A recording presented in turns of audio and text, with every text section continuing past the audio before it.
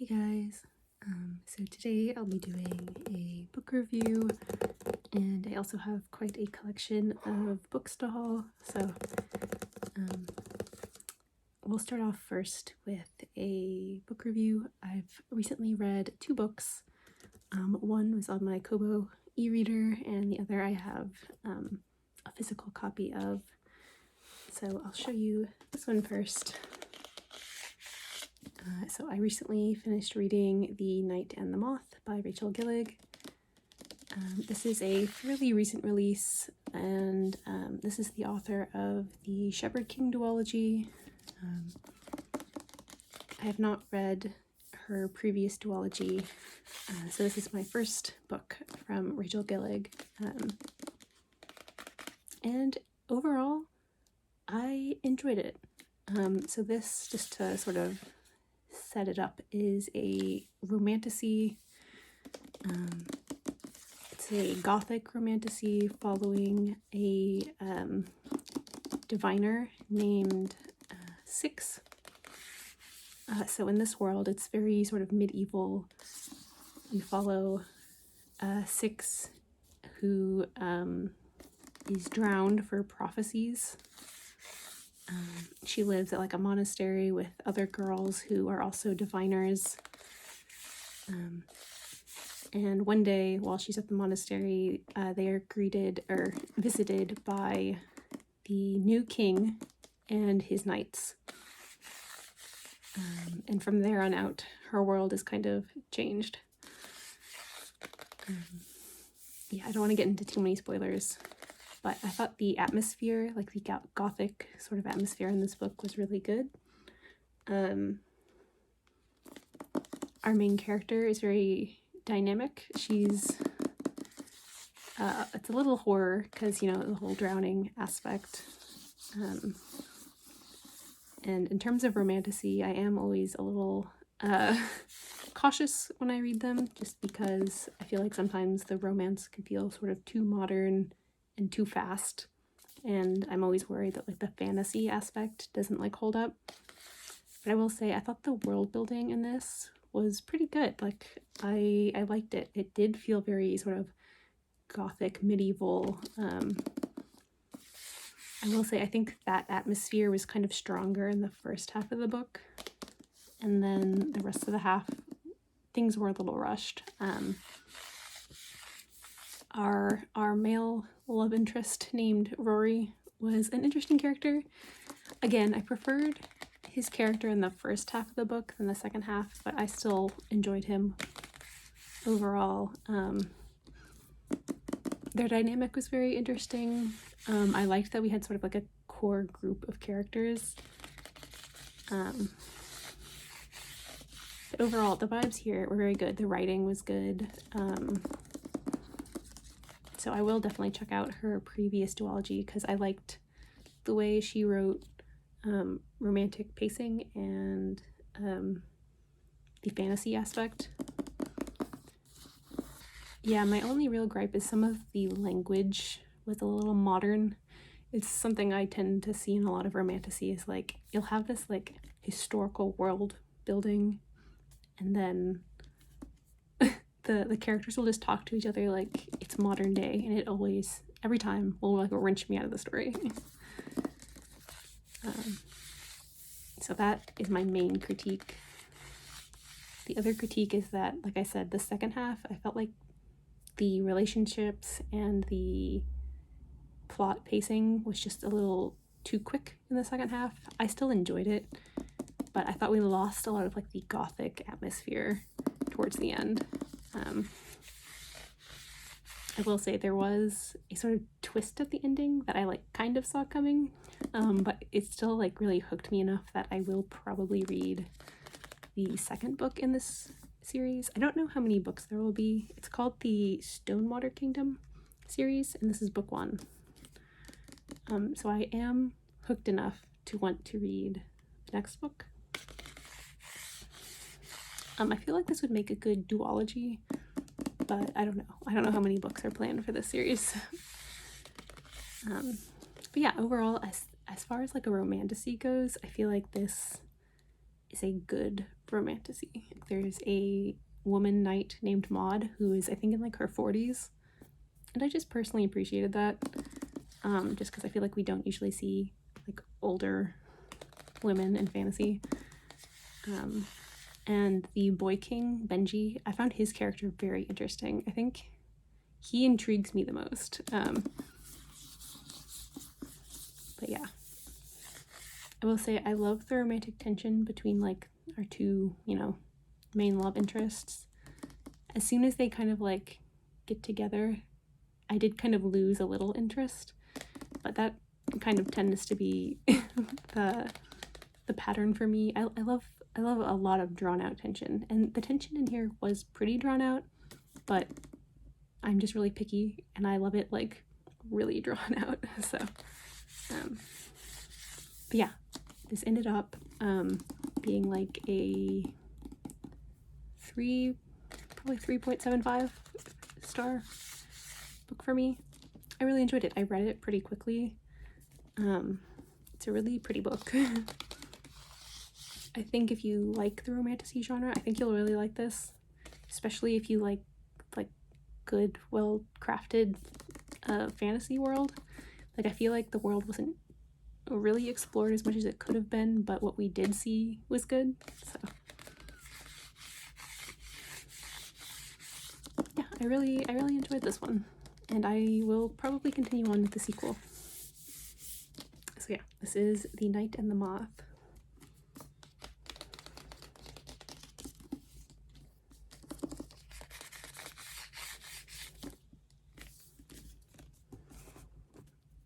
The other book I read is a contemporary. This is a very sharp turn. I read it on the plane, and it is called Nobody in Particular by Sophie Gonzalez, I think. I'm not looking at it right now, so hopefully I'm remembering the author's name correctly. But yeah, Nobody in Particular. It's a contemporary romance, sapphic romance, following a scholarship girl who goes to this like fancy boarding school in this other country. It's a made-up country, but like think of like the Anne Hathaway movie. Why can't I remember what it's called? Yeah, like think of like Genovia. It's kind of like that. It's like a made-up country, and so our main character, I think Danny is her name, goes to a boarding school in that country because she's musically gifted, and she ends up running into a princess, the princess of that country, who actually goes to school there too, and so it's kind of like a romance between them two. I always struggle with like contemporary romance. I don't know why. But this was actually really cute. Like I didn't love it, but I was engaged the whole time, so that speaks volumes. Yeah, I thought the story really crafted their relationship well. Like, it didn't feel too rushed. There was plenty of ups and downs without it being like too dramatic. It was a little predictable in my eyes, but I still enjoyed it, I guess. So yeah, if you're looking for like a good sapphic read that's like a modern romantic contemporary book, I would recommend checking out this book. I never saw it at the bookstore when I looked, which I think is a crime because it's good, and I think the cover is really pretty. So yeah, if contemporary romance is your thing, I would check out this book. It was really enjoyable. It's not a genre I typically read, but I still liked it, so I think that speaks volumes. And so yeah, those are the two books that I have recently read. If you've read The Knight and the Moth, I would love to hear your thoughts on it, especially like if you're like a romantasy reader typically. Like if you know this genre well, I'd love to know your feelings on this. So but yeah, now we will move on to the book haul component of this video. So to start out, I will show you the first book I got, and this is The Nightblood Prince by Molly X. Chang. This is the author of To Gaze Upon Wicked Gods. I think this is her young adult debut. I think To Gaze Upon Wicked Gods is technically an adult fantasy. You're welcome to correct me if I'm wrong. I'm not sure about that. Yeah, this cover is just so pretty. It has sprayed edges. This is just like the, I think, first edition, first printing.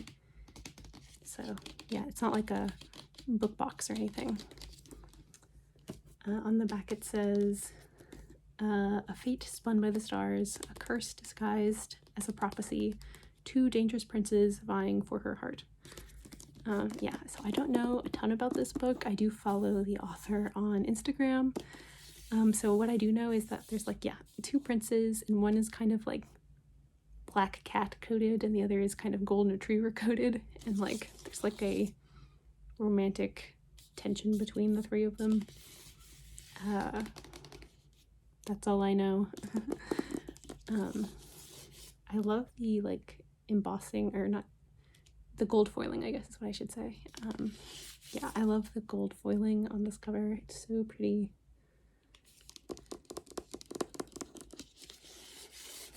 I would love if this was like an actual true love triangle, personally, but I just, this story sounds interesting either way, so I won't be picky. Yeah, it's called The Nightblood Prince. I know that's not really a ton of information plot-wise, but again, I don't really want to know too much about it. It's a young adult fantasy. That's really all I need to know. We have a little cool white tiger here. I don't know if this is a standalone or a series, so that'll be interesting to find out. But yeah, I'm really excited to read this. I need to get to her other series as well. Isn't that always the case? Yeah, really stunning. The next book is also a sort of first edition printing. It is called The Robin on the Oak Throne. This is actually a sequel to, what is it called? Like The Wren in the Library or something like that? Let me look.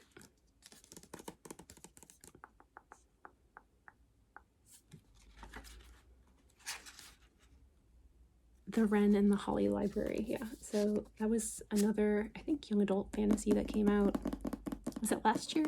And that I do own that first book. I just have not read it yet. But this is the sequel. And since I have the first one with the sprayed edges, I was like, you know what, I'll go ahead and get this edition too while it's out. Again, I don't know much about this book either. Oh, really pretty in papers. Oh.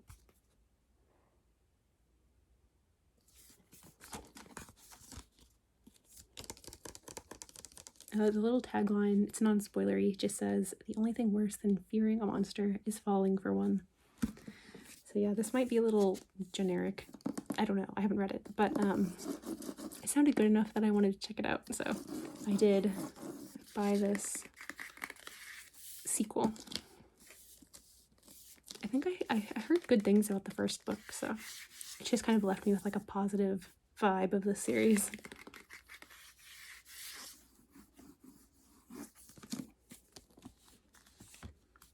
The next book is the Fairy Loot book for June, I think. So heads up. But this is Bury Our Bones in the Midnight Soil by V.E. Schwab. You've probably heard of this one. It's a very highly anticipated release from V.E. Schwab. This is the sapphic vampire fantasy. And I'm really looking forward to it. I've heard good things about this book so far. It only just came out, I think, like a couple weeks ago. But yeah, I've heard good things. I love a lot of V.E. Schwab books. Not all of them, but a fair chunk of them. I loved Gallant. I loved Vicious and Vengeful. I did not like the Shade of Magic series, which is kind of controversial, but I have high hopes for this one because I do love vampire fantasy. So if she does this right, I think it'll be like a home run. So, and I think we follow 3 women in different periods of time. and they all three, I don't know if they all three become vampires or if they have run-ins with vampires, but there's vampiric things happening in this book with these three women. So very excited to read this and form my own opinion. See if this is a V.E. Schwab win for me or a lose for me. So it's always kind of fun to have an author like that where you're not sure exactly if you're going to like the release or not. But I do have high hopes for this one because, again, vampires. I actually heard someone say that like it kind of gives Interview with the Vampire tones, and if you've seen any of my videos talking about that, Interview with the Vampire from AMC, the series, is my favorite show of all time. I am dying for season 3. If you've kept up with news about that show, you will know how excited I was to see a certain Instagram post recently. But yeah, anyways, if this at all gives Interview with the Vampire vibes, even just the book, because I did enjoy the book as well, I will probably like it. So yeah, this is the, like I said, the Fairy Loot edition. So we have 2 of the characters there. And one of them here. Yeah, I think one of the girls is like modern day, and the other is like 15th century Spain or something like that. And I can't remember where the other girl is coming from. But yeah, I love sort of a time, a story that deals with time and fantasy and vampires, so this should be fun. It's really chunky. I didn't know it would be this thick, but we love a long fantasy for the fall, so.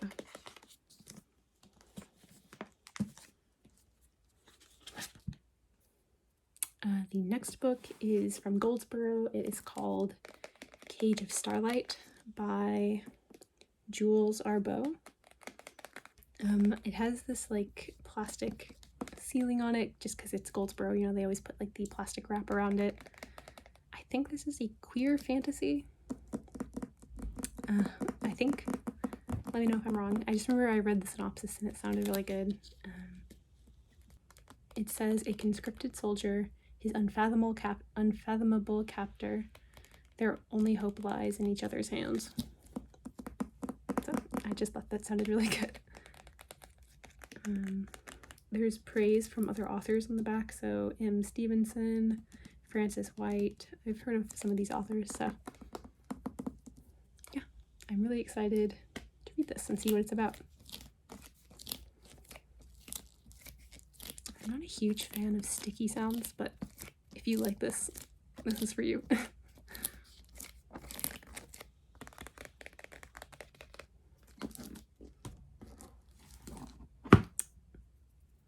Okay, and then we just have 2 books left in the book haul. The first one is the Fairy Loot, the first epic fantasy pick for Fairy Loot, and it is The Devils by Joe Abercrombie. If you've seen any of my other videos, you know I already have 2 copies of this book, but I couldn't pass up this one, especially because it was the first in the subscription, so I think this is an interesting cover for this book. It's very different from the original and some of the other special editions I've seen, and I love like this kind of Gothic architecture. If you're a architecture student, you probably know the actual like word for this kind of architecture, but I do not, so. But yeah, this is another recent release. A very sort of stark cover. Really pretty end papers too. I love a bat. It's very much giving Dracula. It says, the worst monsters make the best allies. I believe this one has really pretty end papers too.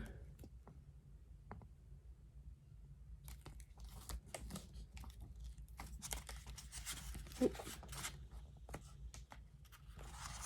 One second.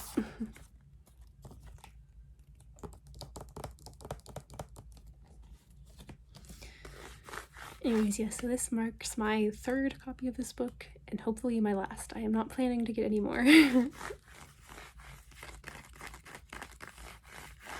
Let me see if there's actually anything on the naked cover. There usually is, but oh.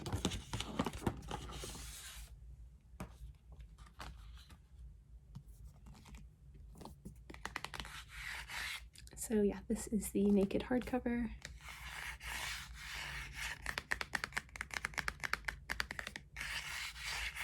A really, really cool design, even though snakes terrify me. It's all okay. Still really pretty. The top and the bottom are also stenciled, which is pretty cool. And then the back just has this outline and the crown. And it says, "What could be more pious than a pilgrimage?" We love a quest, so I am really excited to read this book. And then the last book is actually a sequel that took longer to get here than I expected, but it's so pretty, I don't even care. It's Fairy Loot's edition of A Crown So Silver by Lyra Celine. I think After Blossom did this art because I love their art. It's so pretty, so I usually recognize it. So, so pretty. And here's the back. And this is the sequel to, what is it called? A Feather So Black. Yeah, that was the first book, and this is the sequel. The colors are just so, so pretty. I'm not sure if you can tell. It also has sprayed edges. I have not read, again, this first book.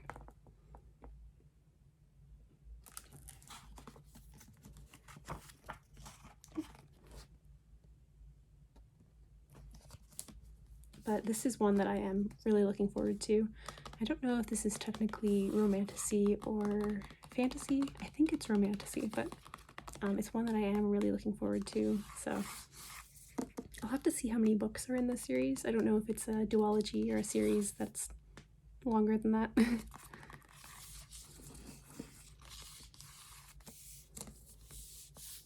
me see if there's anything under the cover, actually.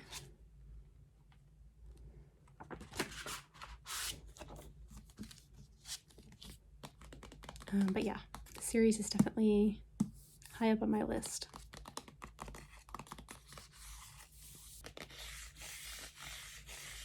But yeah, that was it for this sort of review slash book haul. I hope you enjoyed. I keep thinking I want to do like a mid-year book shelf tag. I wanted to do like a list of queer books for June. I'm sorry, time has just been like completely flying away from me, so I haven't had a chance to do all that. I still might make like my queer recommendations just because it doesn't have to be just in June. I'll love to have a video for that any time of the year, so I'll probably still plan on filming that video when I get a moment. But yeah, anyways, I hope you enjoyed this book haul and review. Let me know if you've heard of any of these books or if you've read any of them. I'd love to know. I hope you have a good day or night wherever you are.